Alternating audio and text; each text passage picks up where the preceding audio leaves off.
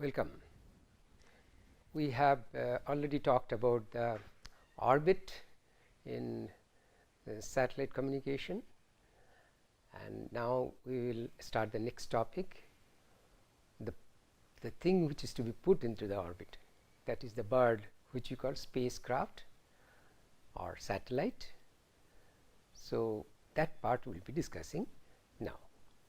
Now this will contain certain descriptive matters which are not much useful to us communication engineers. So therefore, I will show you some pictures and the descriptive part, and where the communication thing comes, we will go into little more detail, right. Okay. So we start on the satellite communication systems space segment part.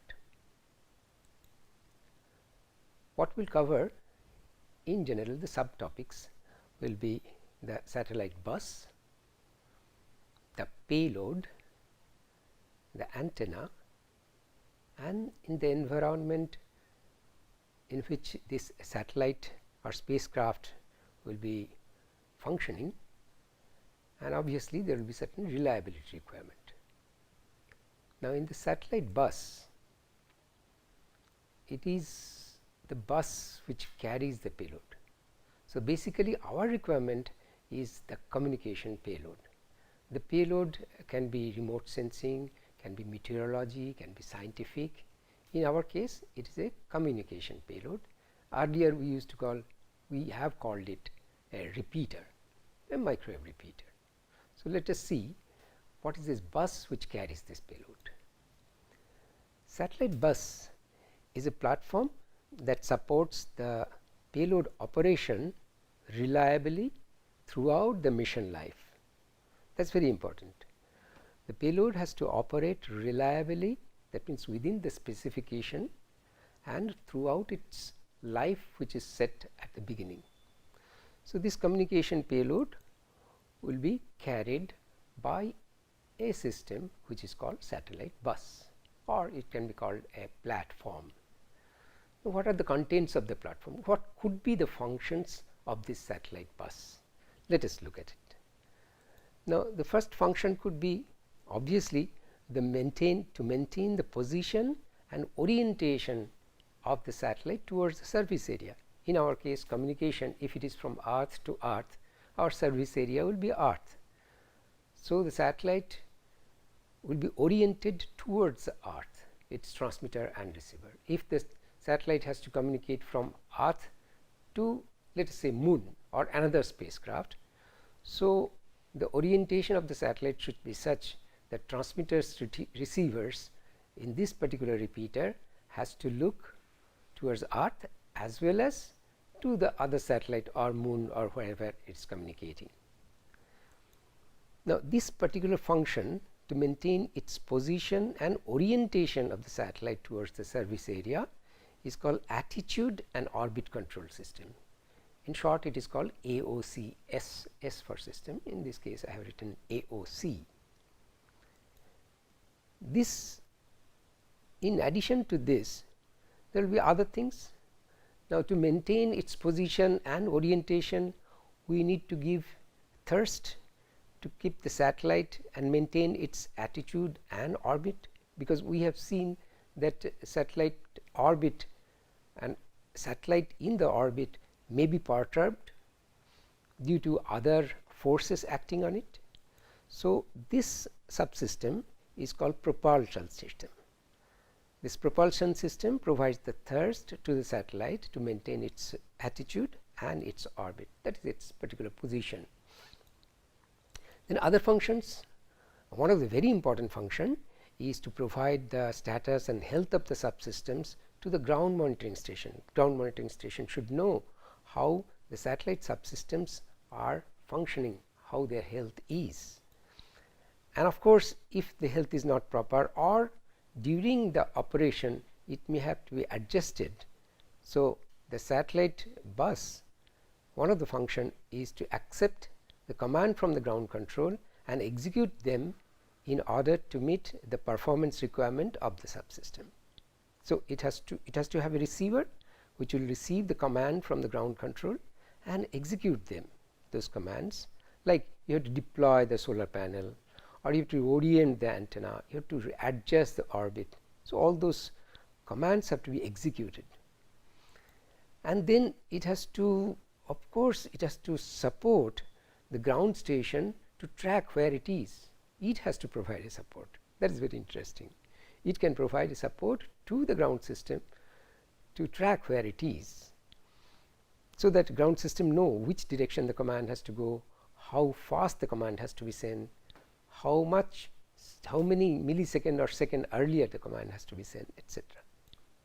So these three functions is telemetry, tracking, and command. In short, it is called TTC system: telemetry, tracking, and command. Though each of these are separate functions, but they are put as one single subsystem, TTC.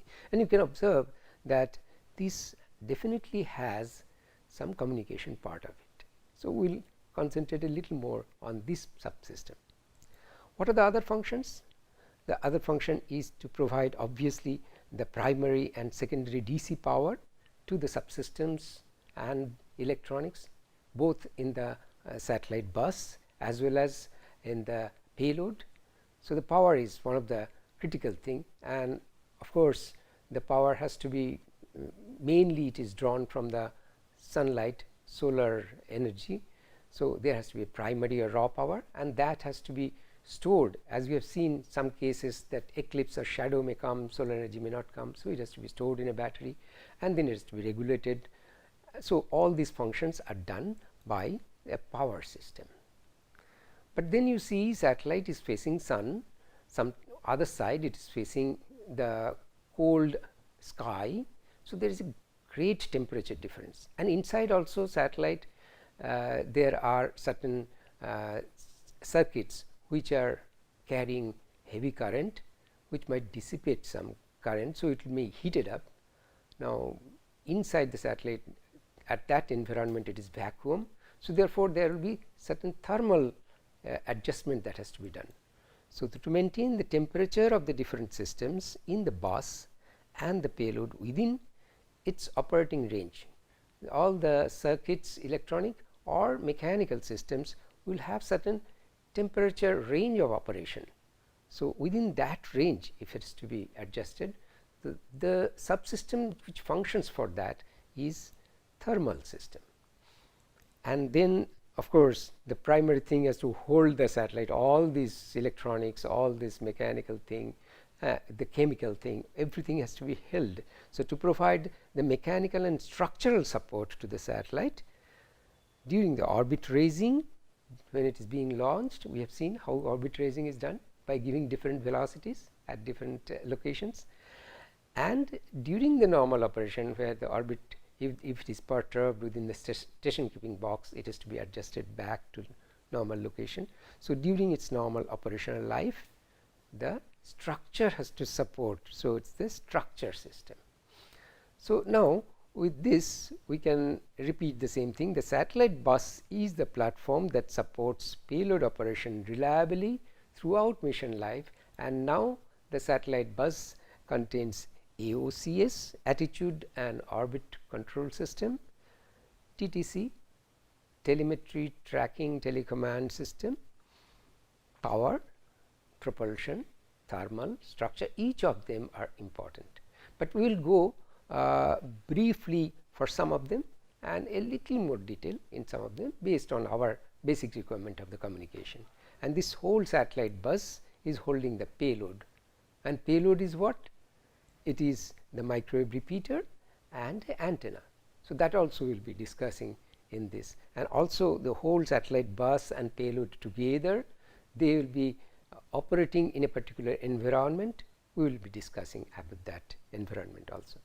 So today we are discussing on the satellite bus. So let us start with AOCS. AOCS is attitude and orbit control system. Let's have a very small sketch of this, as if the Earth is there at the center and a satellite at geostationary orbit is orbiting around it, and orbit is on the in the equatorial plane, though the drawing you have to imagine that it is in the equatorial plane and not this showing up, and this two winged bird, that is the top and bottom is solar panel, and in between the box, this, let us assume that this is the satellite, and it is normally oriented such that the solar panel is looking north and southward, top and bottom, and in between is the structure, which is the satellite payload and the bus, or we can call it satellite. Now we have to maintain the attitude of this satellite towards the service area, and this service area, in this case, let us assume that this is Earth. So from Earth we will receive the transmission, and to the Earth we will transmit back. So that means the orientation of the satellite face, which does the repeater communication, has to be towards the Earth. If that repeater, which contains the antenna, it looks some other direction, it will not be able to communicate with Earth. So therefore this has to be maintained in its position. So let us try to define certain axis of this particular body, which is a satellite. Let us make it 3 axes. So attitude control needs to sense the spacecraft orientation towards Earth and then control the orientation in case of error. These 3 axes of the satellite are: one is roll. You see, the satellite is orbiting in this dotted line, which is orbit, and tangential to the orbit we can put an axis on which satellite may roll. Now this roll thing is coming almost from the ship or aircraft type of axis orientation. You can see if it rolls, then it will, the solar panel will move like a fan, like this, in this direction. So roll axis is satellite is orbiting and tangential to the orbit, the direction the satellite is moving, that direction is the roll axis. Now if the roll axis is slightly changed, axis is not exactly tangential to that, the face which is looking towards the Earth also will change. So therefore this roll axis has to be maintained properly. So let us see another axis, which is pitch, which in this case the 2 solar panel and the straight line you have put, which is perpendicular to the roll axis or perpendicular to the orbital plane of the satellite, is the pitch axis. So around the pitch axis, if the satellite rotates, then the body of the satellite, the face which is facing towards the Earth, also will move east or west. So that will move away. So pitch axis is important, roll axis is important. Try to see the roll axis movement will make something like north south movement, and pitch axis disorientation, east west movement. And there is one more axis which is pointing to the Earth, that is called yaw axis. So in that yaw axis, as if the satellite can, if it is around the yaw axis, satellite will rotate like this fan in other direction. So yaw axis is satellite center point is pointing to the center of the Earth. If you remember that in case of communication we have said, or in case of orbit we have said, there is a sub satellite point which is connecting, which is falling on the surface of the Earth from the center of the satellite and center of the Earth. If you draw a line, so that line is the yaw axis line. So now we have defined the 3 axes of the satellite: roll, pitch and yaw, and we have to maintain them exactly proper position, so that this axis in proper position, which are perpendicular to each other, so that the face of the satellite, which has the repeater antenna, is facing towards the surface area of the Earth. Okay. So how do you do it? Orientation of the satellite may change with time because of other forces acting on it. So it has to be monitored and it has to be corrected. Now that means satellite has the dynamics, it is changing. because certain forces are acting on it, and we have to adjust that. So, first we have to sense which direction it has moved, with respect to the ideal 3 axis position, whether is there any change. So, we will put certain sensors, and those sensors will give the output to a onboard system or may send it down to the ground system to know with respect to the ideal reference whether is there any disturbance or error has come or not. And if there is error, ground system or onboard system will give the command in the opposite direction to adjust the error and make the error 0, as near to 0 as possible. Those are done by actuators. These are termed as actuators. We will see what are those things in detail. So, this is the a closed loop system. You can see the satellite positions are sensed, and then with the controls command adjustment is done, and those command gives command to the actuators, which adjust the satellite orientation. This is very briefly the function of the AOCS. Now, how do we sense this? On the background of the dark sky, satellite is seeing dark sky, and there is Earth, and Earth is a bright object. Obviously, dark sky, Earth is a bright object, whether you sense it in terms of visible light or even in infrared. So, the boundary of the Earth can be used as a reference. So, Earth edge is sensed using infrared through symmetrical slits, so that only a portion of the Earth disk across the center is traced. Let us see. This is a sketch. This is the edge of the Earth. At the satellite there is a sensor, there is a lens before the sensor, and this is shown that in a right angle slice is there. In that it is shown that there is a projection on there are 2 slits, and there is a IR sensor detector.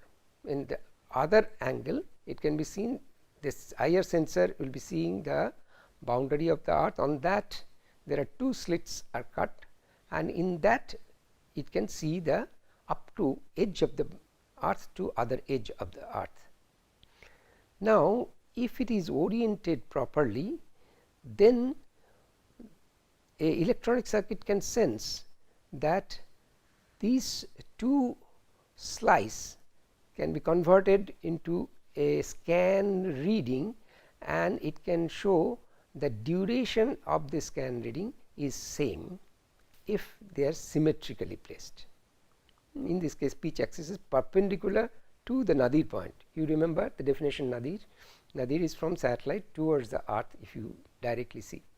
So, if these 2 slits through which the Earth edge is being seen is same in dimension, or by electronic circuit it can be converted into 2 duration of constant voltage, then it is perpendicular. But then if the roll axis is moved a little downward or upward, then one part of the slit will see a smaller portion of the earth edge, the other part will see a larger portion of the earth edge.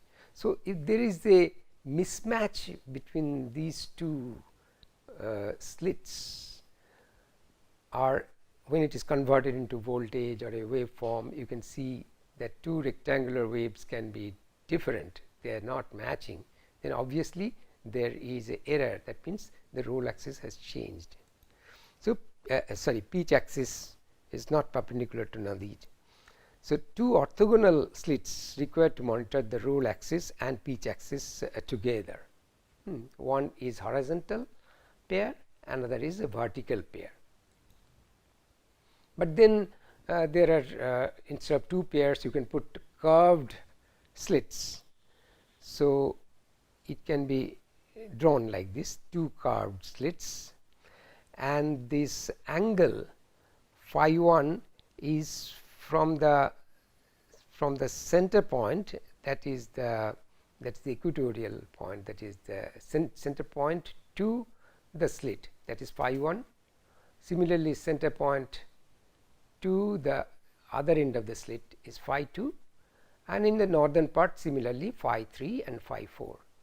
So, these angles, when they are all symmetrical, then we can frame a expression that is phi 1 plus phi 2 minus phi 3 and phi 4, that is together, that is these two angles and these two angles divided by 4 is equal to 0. When they are same, it is correct position. When they are not same, one of the slits have gone upward, so that side angle is more and the other side angle will be less. So, therefore, it will be not equal to 0. So, that is the error. Similarly, we can with the same slits phi 1 minus phi 2 if we put, and minus phi 3 minus phi 4 if we put, the other side movement also can be detected. There also, if it is equal to 0, then it is a correct position. If it is non-zero, there is an error. So, in this way, by cutting two curved slits, you can check the roll and pitch together, both axes can be checked. Okay. Now, this type of infrared sensors are about accuracies of the order of 0.05 degree or so. That's quite good. Generally, it's used, but there are other ways of doing it. One of the way is instead of looking at the earth edge and using a IR sensor, you can put a microwave receiver, and there is a RF transmitter on the ground, and that transmitter is radiating a beam of energy towards the satellite direction, a very sharp pointed beam, and on the satellite we can make some sort of arrangement which will track this particular beam. So, that the antenna on the satellite, if it is not looking at this particular source, it will not get the energy. If it is directly looking at the source, it will get the energy. This is another way of tracking, it is called RF sensing, and it also has a good accuracy. It is of the order of 0.01 degree. Some satellites are using this. But in all this process, roll and pitch axis we have seen. What about the yaw axis error? Now, since yaw axis is towards the center of the earth, it is difficult to monitor the center, this yaw axis pointing to the center of the earth, because earth is having some surface area, I mean some area which is away from the center. From the edge of the earth monitoring, you cannot do it. So, we need another reference. So, we can have sun as a reference, which is some other direction. So, you monitor sun and angle from the sun to satellite to the earth. If we know this angle, we can adjust our yaw axis according to that. So, we can put sun sensors. So, yaw axis error cannot be monitored with good resolution using earth sensor. So, therefore, sun sensors are used, and sun sensors has the advantage that for sun has transmitted huge energy. So, photovoltaic cells which are used to measure the sun direction need not be, sensitivity need not be very critical, because in the outer space you are getting a large sun, high flux. So, this is, there are other ways also people do it, that is called star sensors. So, in the sun sensors you get an accuracy of 0.01 degree. In star sensors, a portion of the sky is mapped and it is stored in the memory of the satellite, and it is compared with the measured image. That is, in that direction you put a camera and try to image the portion of that part of the sky that is with the stars, and with the stored image you compare these and you try to find out what is the type of error that is coming. It can give a better accuracy, but it is very complex also. It can give a better accuracy of 0.001 degree, but it has to be very highly sensitive, because you are monitoring the stars and the signal strength of the stars are very low. So, therefore, star sensors are used for very critical type of applications or services. so needs more electronic obviously. Now with this you have to do certain control, you have sensed it. Now if the sensed information has gone to ground or on board, it's compared, and then a decision has to be taken that you have to control it. Now how we control it? So attitude is control. There are two types of unit for control. One is called reaction wheel, another is called thrusters. So we'll briefly touch upon this reaction wheel and the thrusters. Reaction wheels generate a gyroscopic stiffness in the axis spin. You just move a top, you spin a top, it gives a gyroscopic stiffness, or your bicycle or your bike, as you go in higher speed it gives a gyroscopic stiffness. So those type of principles are used in the reaction wheel. There is a momentum wheel which is spun very heavily, and then it gives a gyroscopic stiffness. So that torque generated is can be equated as angular momentum per unit time, and that can be equated as a torque is moment of inertia into that angular momentum per unit time, small difference in the angular d omega dt. So this disturbing torque is estimated from the sensor output, and then the wheel speeds are adjusted so that axis is made stable. You make a stiffer axis on that. So this is reaction wheel. So let us stop here, and then we'll discuss continue our discussion in the next class. Thank you.